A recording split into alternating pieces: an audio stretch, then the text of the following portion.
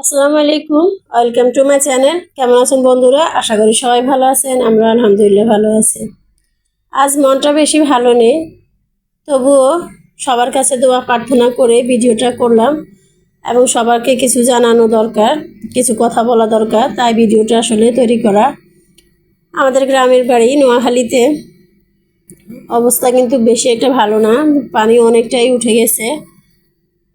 শুধু নোয়াখালী না, নোয়াখালী, কুমিল্লা, ফেনী ওসব অঞ্চলে কিন্তু আরও খুবই ভয়াবহ অবস্থা। ওইদিকে মানুষগুলোর কিন্তু মানে একদম ঘর বাড়ি বলেন, সব স্কুল, আশ্রয়কেন্দ্র, অনেক কিছু সবই ডুবে গেছে। দোতলা তিনতলা পর্যন্ত পানি উঠে গেছে।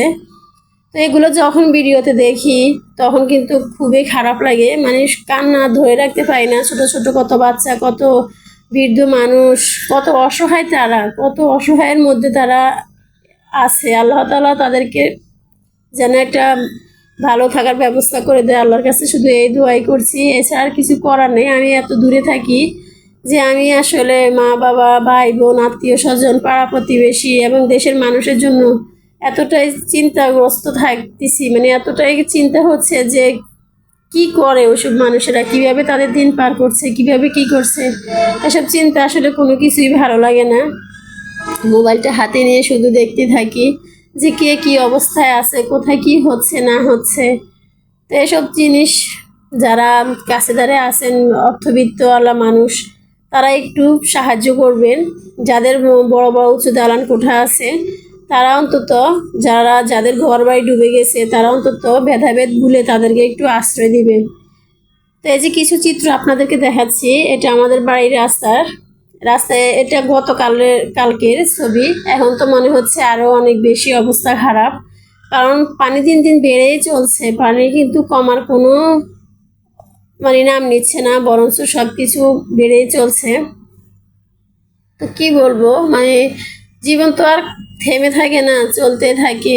তো আজকে সকালে আমি করলা ভাজি করেছি, রাত্রে ভাত ছিল, ওটা গরম করে নিয়েছি। আর এখানে একটু আমি খুদের ভাত রান্না করব। তো এর সাথে কিছু আমি সবজি দিয়ে দিয়েছি, আর মশলা দিয়ে একটু সুন্দর করে মাখিয়ে আমি এটা রান্না করব খিচুড়ির মতো করে। আসলে এইভাবে আমার মা রান্না করে। তো আমার মায়ের কথা, আমার পরিবারের কথা খুব মনে পড়ছে। আসলে ওরা তো পানিবন্দী অবস্থায় আছে, চুলার মধ্যে আগুনও দিতে পারছে না, কারণ চুলায় পানি উঠে গেছে, ঘরের ভিতরে পানি উঠে গেছে। কি করছে, কি খাচ্ছে না খাচ্ছে, মানে শুধু আমার মা না, আরো আমাদের আশেপাশে, আমাদের বাড়ি অনেক বড় বাড়ি, বাড়িতে অনেক লোকজন, মানুষ, আত্মীয় স্বজন আছে, সব যাদের সাথে আমাদের সারা ছোটবেলা কাটিয়েছি, বড়বেলা কাটিয়েছি, সব মানুষের কথা খুব মনে পড়ছে। আসলে তারা কে কি অবস্থায় আছে। তো আসলে দেশের যে অবস্থা, এই অবস্থায় আসলে কি বলবো, যারা অর্থবিত্তশালী আছেন তারা একটু সাহায্য করবেন, আর ওনাদেরকে একটু শুষ্ক স্থানে নিয়ে যাওয়ার চেষ্টা করবেন। ফেনীতে দেখলাম যে সব ঘর বাড়ি, দালান কোঠা সব কিন্তু ডুবে গেছে। তো নোয়াখালীতে মনে হয় একটু কিছুটা কম আছে, তারপরেও মানে ওদিকের তুলনায় নোয়াখালীতে একটু মনে হয় কম আছে, কম পানি উঠেছে। তো আপনারা সবাই সবার জন্য দোয়া করবেন, যা যেরকম সামর্থ্য অনুযায়ী সবাইকে সাহায্য করার চেষ্টা করবেন। আর ছোট ছোট বাচ্চাগুলোর দিকে একটু খেয়াল রাখবেন, ওদেরকে একটু আশ্রয় দিবেন, ওদেরকে পোশাক, তারপরে খাবার, এগুলোর দিকে একটু খেয়াল রাখবেন। যারা সাহায্য করছেন বাচ্চাগুলোর দিকে অবশ্যই একটু খেয়াল রাখবেন। আসলে কি বলবো, বলার কোনো ভাষা পাচ্ছি না। আসলে দেশের এমন অবস্থাতে কোনো কিছু মানে কি যে করব, কোনো কিছুই ভালো লাগছে না। তো আমি আছি অনেক দূরে, আমার মা বাবা, আমার আত্মীয় স্বজন সবাই আমার কাছ থেকে অনেক দূরে। তো আমার সারাদিন খালি ওদের কথাই মনে পড়ে, তারা কি অবস্থায় আছে, কি করছে না করছে। তো আল্লাহ যেন সবাইকে ভালো রাখে, সুস্থ রাখে, এই দোয়া করা ছাড়া কিছু করার নেই। শুধু এইটুকু দোয়া করতে পারি আল্লাহর কাছে, আল্লাহ যেন সবাইকে সুস্থ রাখে, ভালো রাখে।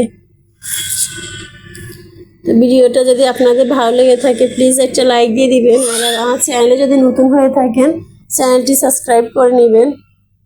তো আজকে সকালে আমরা খিচুড়ি আর ডিম ভাজি করেছি। অন্য সময় হলে ভর্তা করতাম, কিন্তু আজকে মনটা ভালো ছিল না, যার কারণে আর ভর্তাটা আসলে করিনি, শুধু ডিম ভাজি করে দিয়েছি। তো ডিম ভাজি দিয়েছি, আর এখানে করলা ভাজি দিয়েছি, আর লেবু দিয়েছি। তো সবাই যার যার মতো করে খেয়ে নিবে। তো আমার ছোট ছেলে এখানে নিয়ে নিয়েছে, ও বসেছে। আসলে তো খাবে না, শুধুমাত্র দেখবে।